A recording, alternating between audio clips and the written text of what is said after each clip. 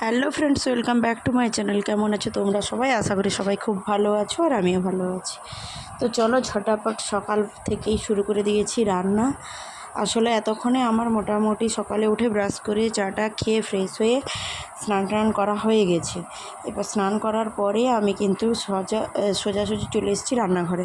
আর রান্নাঘরে এসে কিন্তু আমি টুকটাক রান্না বসিয়ে নিয়েছি। আজকে তেমন একটা রান্নার চাপ নেই, একটু অল্প স্বল্পই রান্না করব।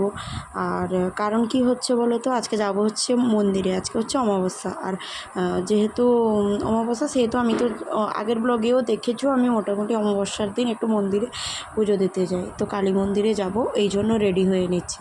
আর ওপাশে দেখতেই পেলে আমার মাংকিকে বসে কলা খাচ্ছে। যাই হোক কিছু একটা দিয়ে বসিয়ে রাখতে হয়েছে, নাহলে আমার জামা কাপড় যাবতীয় যা সব এলোমেলো করে দিচ্ছিল। আর আমি ঝটপট করে তৈরি হয়ে নিচ্ছিলাম, কারণ ওখানে ঠাকুরমশাই বলেছিলেন যে 9টার মধ্যে পৌঁছে যেতে। কিন্তু বোধহয় আমার 9টা হবে না, তার থেকে বেশি হয়ে যাবে। তাই আমি ঝটপট করে বেরিয়ে পড়েছিলাম। আর যেহেতু মন্দিরে যাব, তাই আমি মোটামুটি এই রকম লাল সাদা শাড়িটা পরে নিয়েছি, তার সঙ্গে ম্যাচিং করে এই ব্লাউজটা পরেছি। আসলে ম্যাচিং হোক বা না হোক, ব্লাউজটা পরতে না দুর্দান্ত লাগে, মানে এত কমফোর্টেবল লাগে সে আর কি বলবো তোমাদের। খুব ভালো লাগে পরতে, বেশ আরামদায়ক। গরমে তো খুবই সুন্দর, পিঠটাও ঢাকা থাকবে, রোদটা লাগবে না। তাই জন্য ওটা মোটামুটি আগেও পরেছিলাম, তাই ভাবলাম পরা হয়েছে যখন এটাই পরে নিলাম। আর এই হচ্ছে আমার ফুল অ্যান্ড ফাইনাল লুক, ঠিক আছে? অবশ্যই কমেন্ট করে জানিও আমার লুকটা দেখতে কেমন লাগছে। সেদিন আমি কিন্তু যে ব্ল্যাক অ্যান্ড রেড শাড়িটা, হোয়াইট এবং রেড শাড়িটা পরেছিলাম, এটা কিন্তু একটু ডিফারেন্ট ছিল।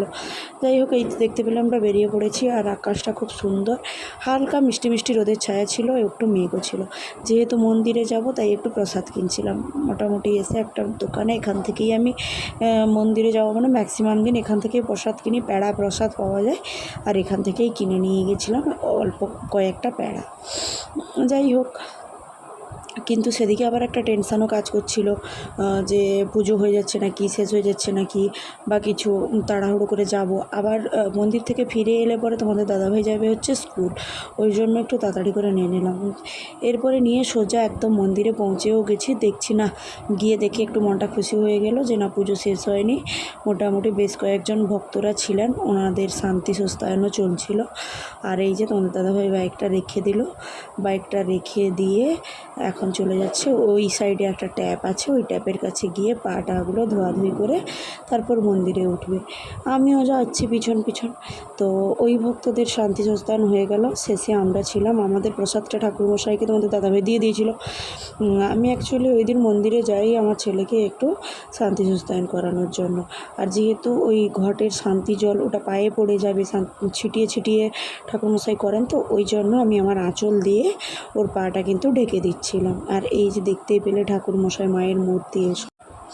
তারপর কাছেই একটা দোকান আছে, বিশেষ বড় দোকান না হলেও টুকটাক চকলেট। ইনি আবার আমাদের পরিচিতরই মধ্যে, মানে আমারই পরিচিত একজন মামা হন।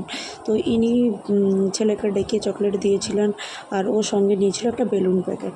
তারপরে আমাদের মোটামুটি পুজো দেওয়া হয়ে গেছে। এই যে আমি দেখালাম আমার কপালে সিঁদুরটা, দেখতে পেলে পুজো দিয়ে সোজা বাড়ির দিকে রওনা দিয়েছি।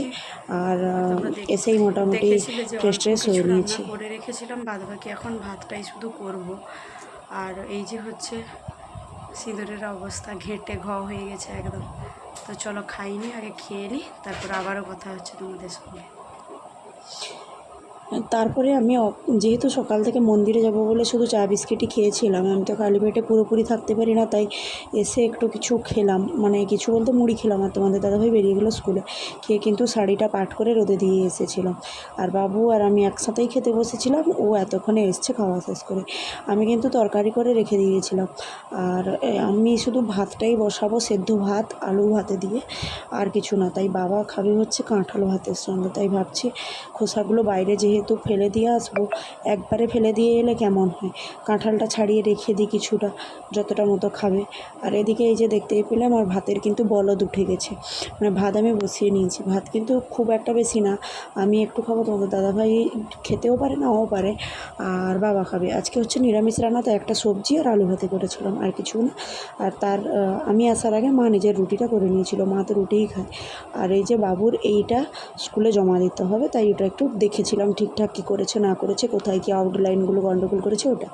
আর এটা প্রায় তারপরে খাওয়া দাওয়া করে ঘুমিয়ে পড়েছিলাম। তারপরে সন্ধে নাগাদ উঠেই এই যে মটর ভিজিয়ে রেখেছিলাম, আলু মটরের তরকারি করতে বসিয়ে দিয়েছি। আর এদিকে হচ্ছে আটা মাখছি, আর একবারে তরকারিটা করে নিচ্ছি নিরামিষ ঘুগনি, আর এদিকে আটাটাও মেখে নিচ্ছি, রুটিটা করব। তারপর এত গরম লাগছিল না, কিচ্ছু ভালো লাগছিল না, ভাবছিলাম কোনো রকম তড়িঘড়ি করে। আর এতটা আটা কেন জানো তো, রাতে সবাই রুটি খাবে, অমাবস্যার দিন রাতে আমাদের বাড়িতে সবাই রুটি খায়, ওই জন্যই এতটা আটা। প্রায় ধরো এখানে রুটি হবে 14-15টা, এবার 5 জন খাবো, তো সেই জন্য এই রকম করে আটাগুলোকে আগে আমি ছোট্ট ছোট্ট করে লেচি করে কেটে নিয়েছিলাম। আর বসে বসে এই তো করছিলাম, আর দেখছি যেহেতু ভিডিওটা নিজে সেট করেছিলাম তাই মুখটা আসেনি। এদিকে আমার প্রেসারটাও সিটি বাজবে, আর কয়েকটা সিটি দিয়েই নামিয়ে রেখে দেবো। এই যে আটাটা লেচি করে নিয়েছি, এবার হচ্ছে বেলবো। আর আমি না বসে ঠিকঠাক বেলতে পারি না, আমার হচ্ছে একদিকে তাওয়া বসে থাকবে, অন্যদিকে আমি কিন্তু রুটি করব। আমি সেই গ্যাস টেবিলের উপর দাঁড়িয়েই রুটিটা বেলি, আর একটা একটা বেলতে থাকবো, একটা একটা ফেলতে থাকবো তাওয়াতে। আর আমি একটানা যে এককালীন বা খুন্তি দিয়ে তুলবো, আমার ওটা হয় না। এই যে ফেলে দিলাম, ওটা হতে থাকলো, গ্যাসটা একদম সিমে থাকে।